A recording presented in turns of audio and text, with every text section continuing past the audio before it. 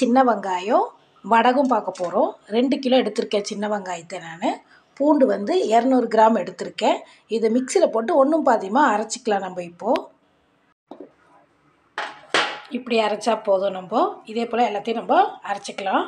அரைச்சாச்சு. நம்ம இப்போ அந்த பூண்டையும் அதே போல் ஒன்றும் பாதியமாக அரைச்சிக்கலாம். நம்ம பூண்டையும் அரைச்சாச்சு. இப்போ இது கூட நம்ம சேர்க்க வேண்டிய பொருளெல்லாம் பார்க்கலாம். கருவேப்பிலை ஒரு 3 கைப்பிடி எடுத்து போட்டிருக்கேன்.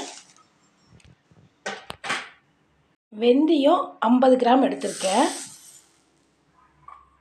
சீரகமும் 50 கிராம் எடுத்திருக்கேன். கடுகும் 50 கிராம் எடுத்திருக்கேன்.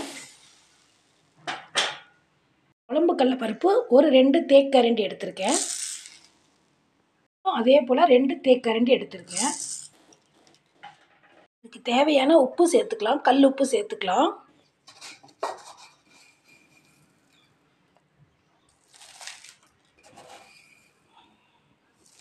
அவ்வளோதான். இப்போ இதை மிக்ஸ் பண்ணிவிட்டு இந்த காலி ஜாடியில் நம்ம போட்டு எடுத்து வச்சுருவோம் ஒரு 3 நாளைக்கு.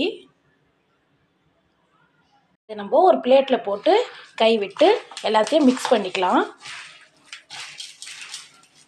மிக்ஸ் பண்ண அப்புறமே நம்ம அதை ஜாடியில் போட்டு எடுத்து வச்சிட்டோம்னா ஒரு 3 நாளைக்கு அதுக்குள்ளே இருக்கும்போது தண்ணியெலாம் வெளியே வந்துடும்.